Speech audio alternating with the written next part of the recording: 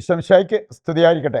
ആത്മീയ ഭോജ്യത്തിൽ നാം ഇന്ന് വിചിന്തനം ചെയ്യുന്നത് പാപം മൂലം പൊട്ടാതിരിക്കാനുള്ള 8 മാർഗങ്ങൾ വചനം നമ്മുടെ മുമ്പിൽ എടുത്തു കാണിക്കുന്നത് കാണാൻ പറ്റും. പറഞ്ഞാൽ പാപം അത് നമ്മെ പൊട്ടിക്കും, നമ്മുടെ ജീവിതം പൊട്ടി താറുമാറാകും.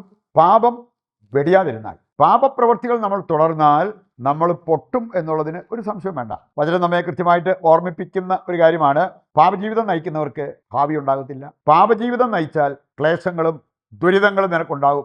റോമ 2-ാം അധ്യായം 9-10 വചനങ്ങളൊക്കെ വായിക്കുമ്പോൾ അവിടെ കൃത്യമായിട്ട് പറഞ്ഞിരിക്കുന്ന കാര്യങ്ങളാണ്. അവിടെ നല്ലൊരു ഭാവി വേണം, ജീവിതം പൊട്ടരുത് എന്ന് താല്പര്യമുണ്ടെങ്കിൽ അതിനുള്ള വഴി കർത്താവ് കൃത്യമായിട്ട് നമ്മെ പഠിപ്പിക്കുന്നുണ്ട്. നമുക്ക് ഏതാനും വചനങ്ങളിലൂടെ അവ പഠിച്ചിരിക്കാം. ഒരു മനുഷ്യൻ സൂചിപ്പിച്ച ഒരു കാര്യമാണ്, എനിക്ക് നന്നാകണമെന്ന് ആഗ്രഹമുണ്ട്, പക്ഷേ എനിക്ക് പറ്റുന്നില്ല. ഞാൻ പറഞ്ഞു, ആഗ്രഹമുണ്ടെങ്കിൽ പറ്റും, പ്രയത്നിക്കാൻ തയ്യാറാണെങ്കിൽ നിനക്ക് പറ്റും. കാരണം എനിക്കറിയാവുന്ന ഒരു വ്യക്തിയുണ്ട്, ഒരു കാലത്ത് കുടിക്കാതിരിക്കാൻ പറ്റില്ലായിരുന്നു. ഈ പുള്ളി മദ്യപാനിയായിരുന്നു. ഒരു കാലത്ത് ആ മനുഷ്യന് കുടിക്കാതിരിക്കാൻ പറ്റില്ലായിരുന്നു. ഇപ്പോൾ പുള്ളിയുടെ അവസ്ഥ കുടിച്ചവരുടെ അടുത്തുപോലും ഇരിക്കാൻ പറ്റില്ല. അതുപോലൊരു മാറ്റം ആ മനുഷ്യന് വന്നെങ്കിൽ നിനക്കും വരാവുന്നതേ ഉള്ളൂ. അതാണ് ഞാൻ ആ വ്യക്തിയോട് സൂചിപ്പിച്ചത്. മനസ്സുണ്ടോ? പ്രയത്നിക്കാൻ നീ റെഡിയാണോ? ദൈവവചനം പഠിപ്പിക്കുന്ന കാര്യങ്ങൾ ഏറ്റെടുക്കാൻ നീ തയ്യാറാണോ? നിനക്ക് രക്ഷപ്പെടാൻ പറ്റും. അതാണ് കർത്താവിൻ്റെ വചനം നമ്മെ ഓർമ്മിപ്പിക്കുക. ആദ്യമായിട്ട് നമുക്ക് വചനം നൽകുന്ന ചില മുന്നറിയിപ്പ് അത് നമ്മൾ അവഗണിക്കരുത്. അവഗണിച്ചാൽ ജീവിതത്തിൽ നമ്മൾ പൊട്ടിത്തരിപ്പണമാകും, ഉറപ്പാണ്. അത് വരാതിരിക്കണമെങ്കിൽ വചനങ്ങൾ അത് തരുന്ന സന്ദേശം നമ്മൾ പരിഗണിക്കണം. അവഗണിക്കുകയല്ല ചെയ്യേണ്ടത്, പരിഗണിച്ച് മുമ്പോട്ട് പോകാനായിട്ട് നമുക്ക് പറ്റണം. പ്രഭാഷകൻ 7-8 വചനം വായിച്ചാൽ അവിടെ പറഞ്ഞിട്ടുണ്ട്, പാപം ആവർത്തിക്കരുത്. ആദ്യത്തേത് പോലും ശിക്ഷിക്കപ്പെടാതെ പോകത്തില്ല. അത് പിന്നെ നമ്മൾ അതിനൊരു സ്റ്റോപ്പ് വരുത്താനുള്ള ഒരാഗ്രഹമോ പ്രയത്നമോ ഇല്ലാതെ പോയി കഴിഞ്ഞാൽ എങ്ങനെ ഇരിക്കും? ആദ്യത്തേത് പോലും ശിക്ഷിക്കപ്പെടും. അതുകൊണ്ട് പാപം ആവർത്തിക്കാതിരിക്കാൻ പ്രത്യേകം ശ്രദ്ധിക്കണമെന്ന്. പ്രഭാഷകൻ 21-2, യോഹന്നാൻ 5-14, യോഹന്നാൻ 8-ാം അധ്യായം 11, ഈ വചനങ്ങളെല്ലാം ഒരുപോലെ തരുന്നൊരു സന്ദേശമുണ്ട്. ഇനിമേൽ പാപം ചെയ്യരുത്, പാപം ആവർത്തിക്കരുത് എന്നുള്ളതിൻ്റെ ആ ഒരു സൂചനയാണ്. ഇനിമേൽ, ഇതുവരെ സംഭവിച്ചത് സംഭവിച്ചു, അത് കർത്താവ് ക്ഷമിച്ച് മറക്കും, പക്ഷേ മേലിൽ പാപം ചെയ്യരുത്. ഇത് ദൈവം നൽകുന്ന ഒരു നിർദ്ദേശമാണ്, താക്കീതാണ് എന്നുള്ളത് നമ്മൾ തിരിച്ചറിയണം. റോമ 7:15 മുതൽ വായിക്കുമ്പോൾ പൗലോസ് പറയുന്ന ഒരു കാര്യമുണ്ട്, ഞാൻ എന്തൊരു ദുർഭകനായ മനുഷ്യൻ, ഞാൻ ചെയ്യാൻ ഇഷ്ടപ്പെടാത്ത തിന്മ വീണ്ടും വീണ്ടും ചെയ്തു പോവുകയാണ്. ആരെന്നെ ഈ അവസ്ഥയിൽ നിന്നും മോചിപ്പിക്കും എന്ന് ചോദിക്കുന്ന പൗലോസിനെ നമുക്ക് കാണാൻ പറ്റും. ഈ പൗലോസിനും ദൈവവചനം നൽകുന്ന ഒരു നിർദ്ദേശം നമുക്ക് കാണാൻ പറ്റും. അതാണ് അടുത്തായിട്ട് നമ്മൾ കാണുന്നത്. പാപത്തിൽ വീഴാതിരിക്കാനുള്ള 8 മാർഗങ്ങൾ കർത്താവിൻ്റെ വചനം നമ്മെ പഠിപ്പിക്കുന്നുണ്ട്. അതിൽ ഒന്നാമത്തേതാണ് പ്രാർത്ഥിക്കാൻ തയ്യാറാവുക. വിശുദ്ധ ക്രിസോസ്റ്റം അദ്ദേഹം സൂചിപ്പിച്ച ഒരു കാര്യമാണ്, നന്നായിട്ട് പ്രാർത്ഥിച്ചാൽ പാപത്തിൽ വീഴുന്നത് അസാധ്യമാകും. നന്നായിട്ട് പ്രാർത്ഥിക്കുന്ന ഒരു വ്യക്തി പാപത്തിൽ വീഴത്തില്ലെന്ന്, പാപത്തിൽ വീഴുന്നത് അസാധ്യമാക്കുന്ന കാര്യമാണ് നല്ല പ്രാർത്ഥനാ ജീവിതം. അതുകൊണ്ടാണ് പ്രഭാഷകൻ 7:10 വായിച്ചാൽ പ്രാർത്ഥനയിൽ ഒരിക്കലും മടുപ്പ് തോന്നില്ല. നമ്മൾ ഒരു റിസൾട്ട് കാണുന്നിടം വരെ തുടർന്ന് പ്രാർത്ഥിക്കണം, പ്രാർത്ഥന തുടരണം.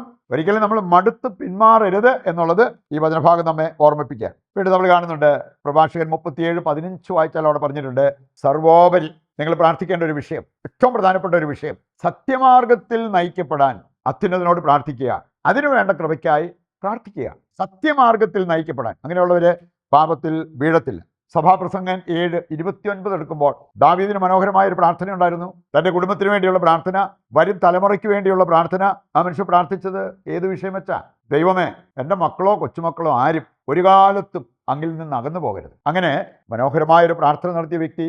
ഇങ്ങനെയുള്ള പ്രാർത്ഥന നമ്മൾ പാപത്തിൽ വീഴാതിരിക്കാൻ നമ്മെ സഹായിക്കും എന്നുള്ളത് തിരിച്ചറിയണം. രണ്ടാമത്തെ കാര്യം അറിയാൻ പ്രഭാഷകൻ 6:37 എടുത്താൽ മതി. പ്രഭാഷകൻ 6:37, ഏത് പ്രവൃത്തി ചെയ്യുമ്പോഴും ജീവിതാന്തത്തെ പറ്റി ഓർക്കുക. നമുക്കറിയാമല്ലോ, നമ്മൾ എപ്പം വേണേലും മരിക്കാവുന്നതേ ഉള്ളൂ. പ്രസംഗിച്ചുകൊണ്ടിരിക്കുന്ന ഞാൻ പ്രസംഗത്തിനിടെ വേണമെങ്കിൽ കുഴഞ്ഞു വീണ് മരിക്കാവുന്നതേ ഉള്ളൂ.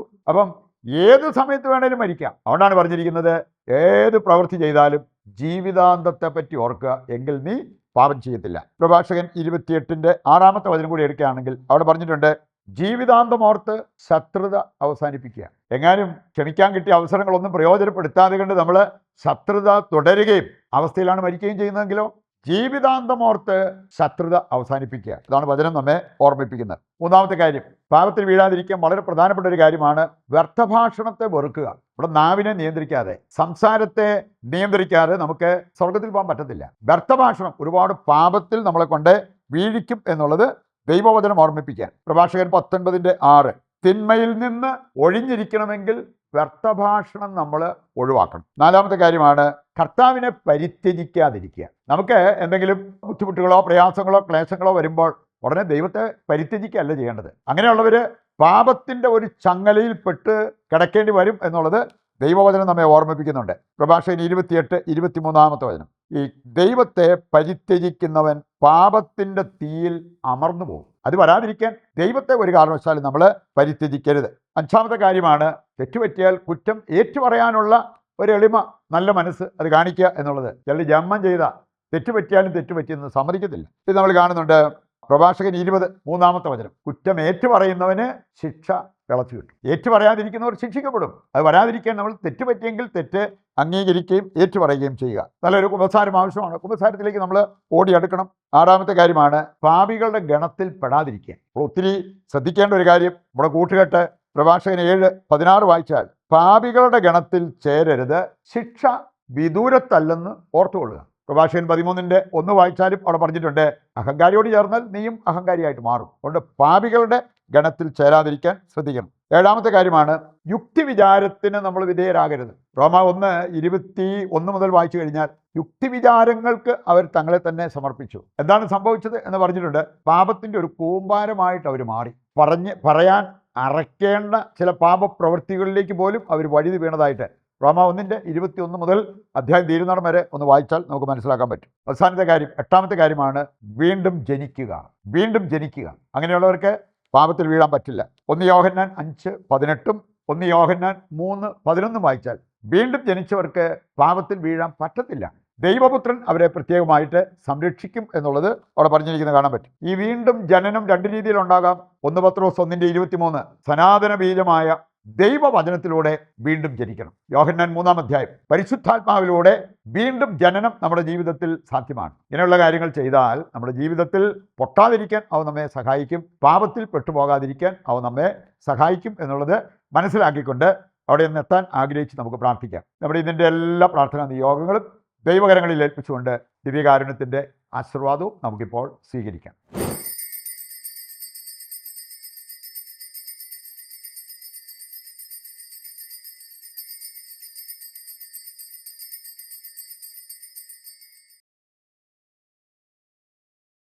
പരിശുദ്ധ പരമ ദിവ്യകാരുണ്യത്തിന് എന്നേരവും ആരാധനയും സ്തുതിയും പുകഴ്ചയും ഉണ്ടായിരിക്കട്ടെ. നാളെ മറ്റൊരു എപ്പിസോഡുമായി വീണ്ടും നമുക്ക് ഒന്നിക്കാം. ദൈവം നിങ്ങളെ സമർത്ഥമായി അനുഗ്രഹിക്കട്ടെ.